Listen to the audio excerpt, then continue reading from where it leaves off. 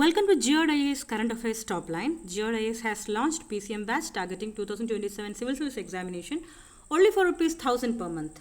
2 yearsന് one time payment ചെയ്യുന്നവർക്ക് ₹5,000 2 years class and subscription ലഭിക്കുന്നതായിരിക്കും. So join now for quality classes at affordable rate. Let's start our session for today. India State of Forest Report ആണ് ആദ്യം 2023 release ആയത്. Biennial publication ആണ്. 2 വർഷം കൂടുമ്പോഴാണ് release ആവുന്നത്. Forest survey എടുത്തിട്ട് ഫോറസ്റ്റ് കവറിന്റെ increase, decrease, destruction, tree cover കൂടിയ സ്റ്റേറ്റ് ഏതാണ്, ഇങ്ങനെയൊക്കെ ആ ഒരു അസസ്മെന്റ് വരുന്ന റിപ്പോർട്ടാണ് India state of forest report. നമ്മുടെ പ്രിലിംസിന് വളരെയധികം ഇമ്പോർട്ടൻ്റ് ആയിട്ടുള്ളൊരു ടോപ്പിക്കാണിത്. Total forest and tree cover increased to 25.17% of geographical area. As per 2023 report, total forest and tree cover increased to 25.17%. ഇപ്പോൾ ഇൻക്രീസ് ഉണ്ടായിട്ടുണ്ട്. 25.17% ഇൻക്രീസ് ആണ്. നമ്മുടെ ജോഗ്രഫിക്കൽ ഏരിയയെ കമ്പയർ ചെയ്യുമ്പോൾ 25.17% ഇൻക്രീസ് എന്നാണ് പറയുന്നത്. നാഷണൽ ഫോറസ്റ്റ് പോളിസി പ്രകാരം 33% ഫോറസ്റ്റ് കവർ ആയിരിക്കണം എന്നൊരു പോളിസി ഉണ്ട് അല്ലേ. includes 21.76 forest cover and 3.41% tree cover. അപ്പോൾ ഫോറസ്റ്റ് കവർ 21.76ഉം ട്രീ കവർ, അതായത് ഫോറസ്റ്റ് അല്ലെങ്കിലും ഈ ട്രീസ് കവേർഡ് ആയിട്ടുള്ള ഏരിയ 3.41% ആണ്.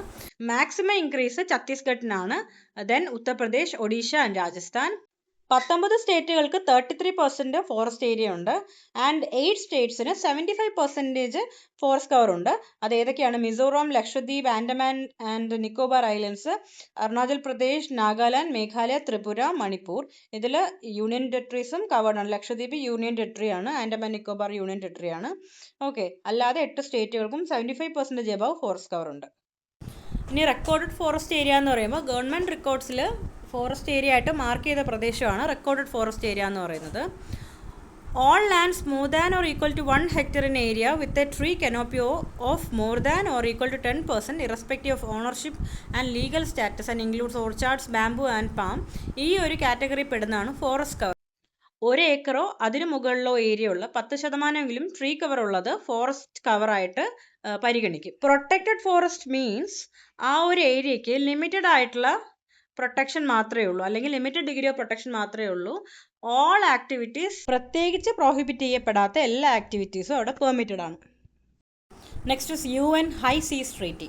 Treaty for Conservation and Sustainable Use of Marine Biological Diversity of Areas Beyond National Jurisdiction, also known as High Seas Treaty, has been ratified by 60 countries and will enter into force.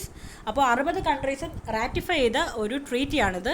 എന്തിനാണ്? നമ്മുടെ ആ ഒരു കൺട്രിയുടെ ജൂറിസ്ഡിക്ഷന് വെളിയിലുള്ള high seas, അവിടെ സസ്റ്റൈനബിളായിട്ട് marine biological diversity use ചെയ്യാനായിട്ട്, full ഒരു ഡിസ്ട്രക്ഷനിലോട്ട് പോകാതെ സസ്റ്റൈനബിൾ ആയിട്ടുള്ള യൂസിന് വേണ്ടിയിട്ടുള്ള ട്രീറ്റിയാണിത്. അപ്പോൾ about BBNJ agreement 2023 legally binding international treaty ആണ് under United Nations convention on the law of the seas, UNCLOS. അപ്പോൾ നമ്മുടെ കടലിന് മുകളിലുള്ള എന്ത് പ്രശ്നങ്ങളും നമ്മൾ രജിസ്റ്റർ ചെയ്യുന്നത്, കൺട്രീസ് രജിസ്റ്റർ ചെയ്യുന്നത് എവിടെയാണ്? അൺക്ലോസിലാണ് അല്ലേ. സോ അൺക്ലോസിന് കീഴിലുള്ള ലീഗലി ബൈൻഡിങ് ആയിട്ടുള്ള ഒരു ട്രീറ്റി തന്നെയാണിത്. ഇന്ത്യ സൈനിങ് പാർട്ടിയാണ്, പക്ഷേ ഇതുവരെയും ഇന്ത്യ റാറ്റിഫൈ ചെയ്തിട്ടില്ല ഈ ഒരു treaty. Members not part of UNCLOS can also join in BBNJ. അപ്പോൾ അൺക്ലോസിൽ മെമ്പേഴ്സ് അല്ലാത്തവർക്ക് പോലും ഈ ഒരു ട്രീറ്റിയിൽ ഡയറക്റ്റ് ആയിട്ട് ജോയിൻ ചെയ്യാം. About UNCLOS, constitution of the oceans എന്നറിയപ്പെടുന്നു. 1994 നിലവിൽ വന്നു. സ്റ്റേറ്റ് പാർട്ടീസ് 171 സ്റ്റേറ്റ് പാർട്ടീസ് ഉണ്ട്, ഇൻക്ലൂഡിങ് ഇന്ത്യ. അപ്പോൾ അൺക്ലോസ് പ്രകാരം കടലിൽ കുറച്ച് സോൺസ് ഉണ്ട്. ടെറിട്ടോറിയൽ സീ എന്ന് പറഞ്ഞാൽ 12 നോട്ടിക്കൽ മൈൽസ് ആണ്. ഇതിൽ നമ്മുടെ ഫുൾ സോവനിറ്റി ആണ്, ഇന്ത്യയുടെ നിയമമായിരിക്കും അവിടെ പ്രാബല്യത്തിൽ ഉണ്ടാവുക ഇന്ത്യയുടെ കേസിൽ. കണ്ടേജിയസ് സോൺ എന്ന് പറയുമ്പോഴത്തേക്കും, കണ്ടേജിയസ് സോൺ എന്ന് പറയുമ്പോഴത്തേക്കും അപ് ടു 24 നോട്ടിക്കൽ മൈൽസ് ആണ്. Enforcement rights for customs, immigration, sanitation and security, ഈ വക കാര്യങ്ങളെല്ലാം കണ്ടേജിയസ് സോണിൽ ഉണ്ടാവും. 24 നോട്ടിക്കൽ മൈൽസ് ആണ് contiguous zone. Then exclusive economic zone up to 200 nautical miles വരെയാണ്. Sovereign rights for exploration and use of maritime resources, നമുക്ക് ഖനനം ചെയ്യാനും മാരിടൈം റിസോഴ്സ് കളക്ട് ചെയ്യാനും ഒക്കെ എക്സ്ക്ലൂസീവ് റൈറ്റ്സ് ഈ ഒരു ഭാഗത്ത്, അതായത് 200 നോട്ടിക്കൽ മൈൽസ് വരെ ഉണ്ടാവും. അതിനുശേഷമാണ് ഹൈ സീസ് അല്ലെങ്കിൽ international waters, beyond national jurisdiction, freedom of navigation, over flight, fishing, research, ഇതെല്ലാം ഹൈ സീസിൽ അലൗഡഡ് ആണ്. അതായത് നമ്മുടെ ഇന്ത്യയുടെ കേസ് എടുത്താൽ ഇന്ത്യയുടെ ജൂറിസ്ഡിക്ഷന് പുറത്തുള്ള ഏരിയ ആണ് ഹൈ സീസ്. അവിടെ ഫ്ലൈറ്റ്സിന് കടന്നു പോകാം, മറ്റ് രാജ്യങ്ങൾക്ക് റിസർച്ചിന് വരാം, ഫിഷിംഗ് ആക്ടിവിറ്റീസ് ഒക്കെ നടത്താം. ഓക്കെ, ഡിസ്പ്യൂട്ട് സെറ്റിൽമെന്റ്സ് എവിടെയാണ് വരുന്നത്? International tribunal for the law of the. ഇവിടെയാണ് എന്തെങ്കിലും ഡിസ്പ്യൂട്ട് സെറ്റിൽമെന്റ് മെക്കാനിസംസ് നടക്കുന്നത്. Next topic is about camel breeds in India. Single humped dromedary camels and double humped bactrian camels, ഈ രണ്ട് കാറ്റഗറിയാണ് ഇന്ത്യയിലുള്ളത്.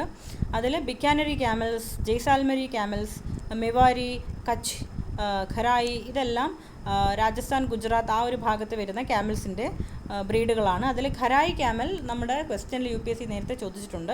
ഈ ഖരായി ക്യാമലിന് പ്രത്യേകതയുണ്ട്, അതിന് നീന്താൻ പറ്റും. Swimming up to 3 kilometre in sea water, കടൽ വെള്ളത്തിൽ 3 കിലോമീറ്റർ വരെ നീന്താനാകും. അതുപോലെ തന്നെ ഈ മാൻഗ്രോവ്സിലൊക്കെ ചെന്നിട്ട് ആ ഒരു പച്ച ഇലകളൊക്കെ കഴിക്കാനൊക്കെ ഈ ഒരു സ്വിമ്മിങ് ആ ഒരു സ്കിൽ അതിനെ സഹായിക്കും.